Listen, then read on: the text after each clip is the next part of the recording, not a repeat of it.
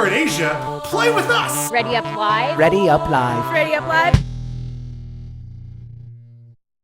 What's up everybody, Greenskull here, and at RTX this year, they finally revealed Forge mode for Halo 4. Since I'm such a nice guy, I'm going to relay that information onto you guys. Please note that everything I'm about to talk about is a work in progress. It's not completely finished, and the UI especially is taken from Halo Reach, so lots of the UI elements aren't Halo 4-ified yet, but they will be. So again, all this is subject to change. If you guys didn't see it yet, I posted a video of their Forge demo.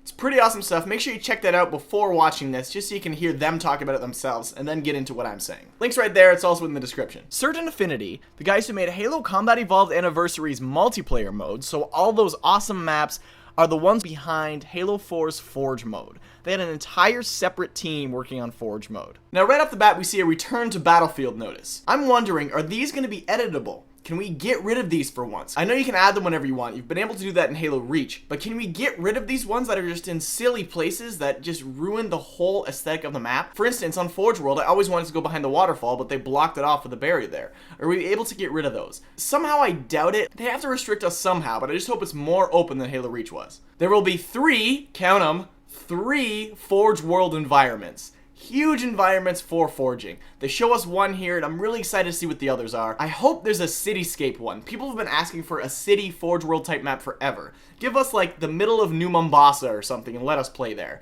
That would be wicked. Now this begs the question, are we going to be able to edit normal multiplayer maps? In Halo Reach, unless you were on Tempest or Forge World, there's not much you could do. They didn't give you many tools, you didn't have a big budget, it just sucked. So I'm hoping they'll bring it back to the Halo 3 days where you can just edit any map you want and make really cool variations. Forge now shows you which object you're highlighting very clearly, so you'll never accidentally pick up the floor when trying to pick up a respawn point now. Not only do the objects glow either green or red, which I'll get into, but it also tells you right under your reticle what the name of the object is. So here you can see palette. Easy as that. So simple. I don't know why this hasn't been in Forge already. If you have an object exactly where you want it, you can now press left on the D-pad to lock the object. This will change it from glowing green to glowing red, signifying it's locked. You can lock every object, and when they're locked, you won't be able to pick them up, you won't be able to accidentally nudge them anywhere. They are set in that spot until you unlock them again. Brilliant move. You can now create a masterpiece and not have a fear of accidentally nudging something when you're trying to make some slight adjustments. Here's another cool feature people have been asking about forever. If you're highlighting an object and you press down on the D-pad, you will duplicate that object. They haven't shown us if you can select a group of objects yet, which is the ultimate thing, which a lot of people really want, but we can definitely at least copy one object at a time. Somehow I doubt we'll be able to duplicate groups, so don't get your hopes up yet, that is. Maybe in Halo 5 or Halo 6. There is now a magnet system, which is essentially a snapping system. So when you have the system on, you can move an object closer to another object, and they'll snap together.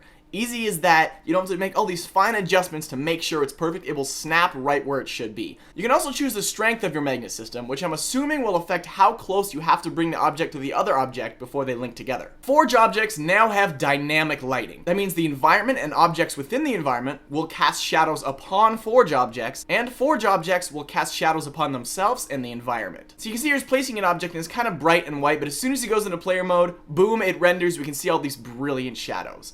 Wow, did they ever look good. So if you create a cave with no light in it, it's gonna be a dark cave. Every object in Forge has had a lot of work put into them. So if you look at this man cannon here, you can clearly see there's a lot of detail to it. This just means everybody's Forge creations will look that much nicer. You can now create trait zones. What trait zones do is when a player enters them, their traits will change. This is the kind of stuff you would normally change by editing game settings. Now you don't have to worry about that. Now you can simply create these zones that change how your character plays. For instance, what they show here is there's a big gap you can't make it across. They increase the player's speed and lower his gravity so he can easily run and jump across the gap. Now here they make an area of player invulnerability, so when the player jumps off this high ledge, he won't die when he hits the ground. You can change anything with these zones. You can change appearance, vehicle use, gravity, you name it, it's gonna be awesome. The crazy Forge game types that will come out of this, I'm so excited. There's so much you can do with this. All this stuff is awesome, but there's some bad news. There's no weather settings in Halo 4 Forge. We didn't really need weather settings, but it's just kind of on the checklist of, look, if we're gonna have the perfect Forge, this has got to be in it. Maybe eventually we'll see settings like that, but not yet. There is, unfortunately, no undo feature in Halo 4's Forge. This sucks. I thought for sure we would have an undo feature. They said to implement a feature like that would be a huge undertaking and it would cause some network issues. At least we have a locking system. If you play it right and you lock all your stuff, you shouldn't have a need to undo. Here's hoping we'll have an undo feature at some point in the future. Halo 5, Halo 6, whatever. Now moving off of Forge, here's a few other cool tidbits that were announced at RTX. The human shotgun is now confirmed. We already saw it in Sarge's hands in a red versus blue sketch a while back, but now we 100% confirmed it and get a better look at it. Your emblem now appears beside your gamer tag in the bottom right hand corner of the screen. It's just a neat touch. There will be a ton of book canon in Halo 4, so if you really want to know it all, get reading, guys. And the hardcore fans who have read all the books, you'll be in for a treat when Halo 4 comes. And here's my all-time favorite announcement. Weapon lowering is now supported in multiplayer. We'll be able to lower our weapons. Finally, why did it take so freaking long? So simple. So simple. I couldn't find many details on weapon lowering, but when I do, I'll be sure to let you guys know. Needless to say, I'm really excited about it. Thanks for watching, guys. There's a lot more news I'm gonna cover, so I might make a video tomorrow or something like that. So much stuff going on right now, it's crazy. I love you guys, seriously, you guys are all awesome. Thanks for supporting this channel. I keep saying there's some awesome stuff coming in the future, but there really is some awesome stuff coming in the future. Everything's just getting better. Halo's growing again to its former glory.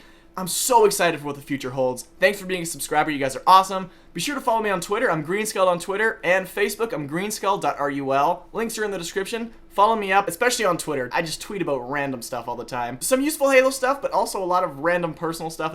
It's fun stuff. I got a good amount of followers now, so please jump on that bandwagon. It's pretty good stuff. We could chat there. I reply to a lot of people on Twitter. So if you mention me or something, I might reply. See you next time. Boom.